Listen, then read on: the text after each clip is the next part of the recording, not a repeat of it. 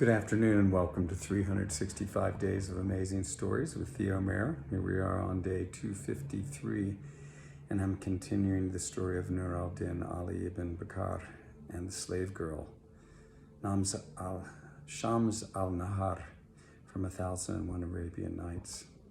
Now you may remember that they began to send love letters back and forth to each other that to read them one is moved in the heart.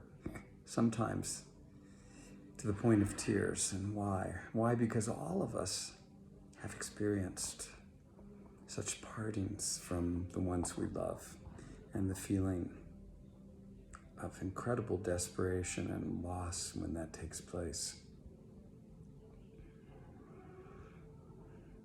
Abu al-Hassan was the go-between, and one of the maids of Shams al-Nahar would come and bring him the letter he would then take to Nur al-Din.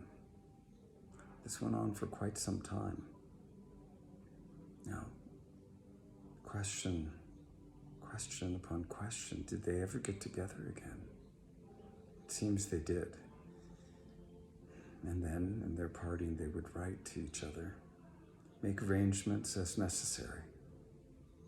But could they ever confront the Caliph with what was truly going on? Was a definite no. His power, what he might do, the fear of loss of their lives to confess the truth was too much. So this secret affair went on.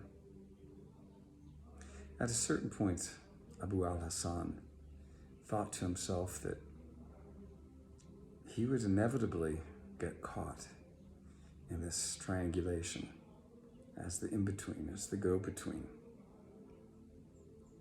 These thoughts continued to grow within him, to, in a certain way, take on a life of their own.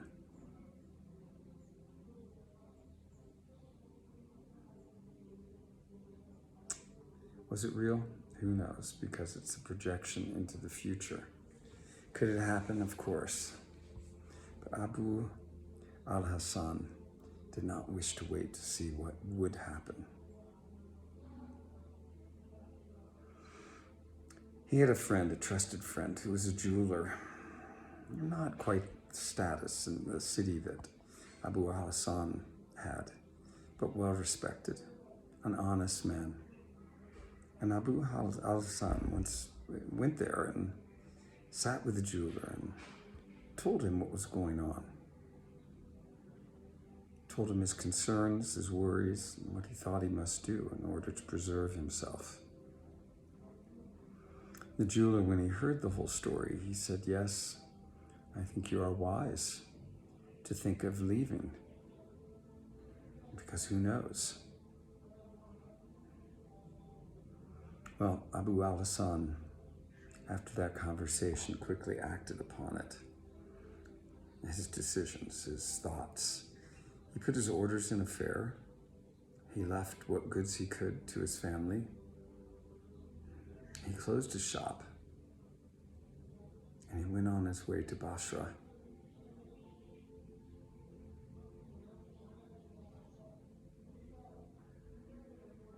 The jeweler went by his house 4 days later and found it locked. Went to his shop, the same. He wished indeed to find out what was going on. He knew of the whole story now, so he went to the house of Nur al-Din. And there he asked for audience with Nur al-Din, the servant that came to the door. It was granted, and in he went.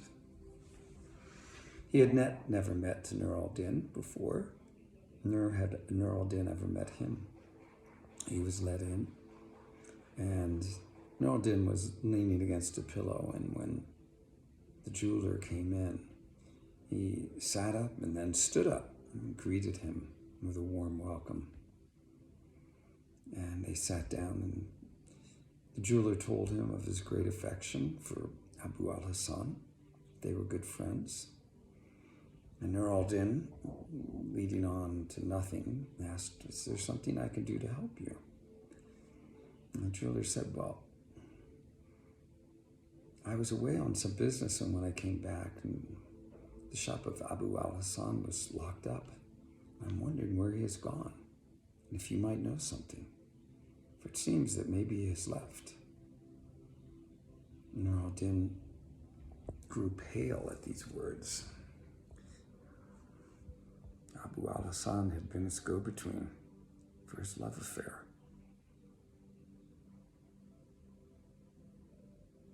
He didn't know quite what to do. But he tried to hide that as best he could, and he said, this is true. The jeweler said, I believe it is. I believe he's gone. So Nur al-Din called to one of his servants and had him go quickly to the house of Abu al-Hassan to find out if this is the truth. The servant left, and the jeweler and Nur al-Din continued to converse for some time before the servant came back rather quickly. And when he did, he said, indeed, Abu al-Hassan is gone, and his relatives say that he has gone to Basra and shall not return. Nur al-Din then said some verses, basically about betrayal. He felt betrayed by Abu al-Hassan.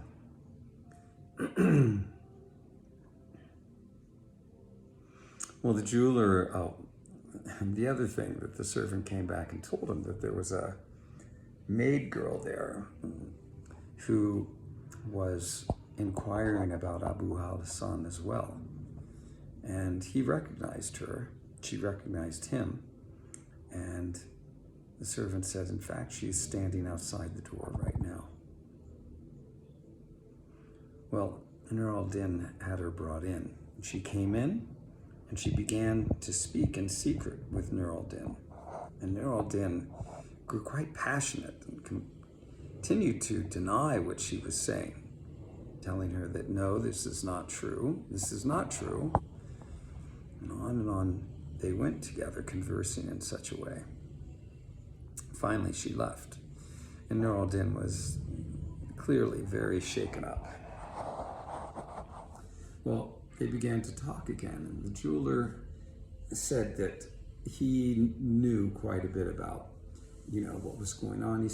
He also said, isn't that one of the maids from the caliph's house? Who is she? Nur al-Din told him that she was Shams al-Nahar's servant, and the jeweler began to kind of pry and prod Nur al-Din to tell him what in fact was going on. And he said, well, you must have business with the caliph if one of the maids is here, of Shams al-Nahar. Well, the one thing that the jeweler said to Nur al-Din was that he could be trusted, and that whatever problems there were, that he would do everything he could to help out in whatever way he could. Now, why people get involved in others' businesses like this, perhaps it was just a different time in the world where this is what went on, and maybe people didn't have enough to do, so they poked their way into other people's business.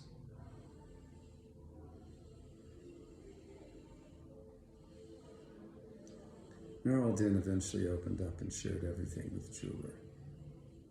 The jeweler had shared everything that he knew about Abu al-Hassan and everything that he knew. And so Nur al-Din followed up. They had both claimed an oath with each other that they would not share information. Whatever went on between them was strictly between them. And Nur al-Din asked them, do you want to know what that maid and I were talking about? The jeweler said, well, if it suits you, please tell me. And Nur al-Din shared that maiden had been upset with Nur al-Din, suggesting that he was the one that had encouraged Abu al-Hassan to go away. Because the maid was very, very fond of Abu al-Hassan and trusted him and liked him. And so now there was no person that she could go to, and she was quite upset. The jeweler said, I could take care of that problem. Nur al-Din said, well, how can you? Whenever she sees you, she flees like a goat. Well, this went back and forth between the two men for a little bit, with no clear resolution in sight. And we'll leave the story there. How will these two lovers continue? Okay, have a good rest of your day. Thanks for joining.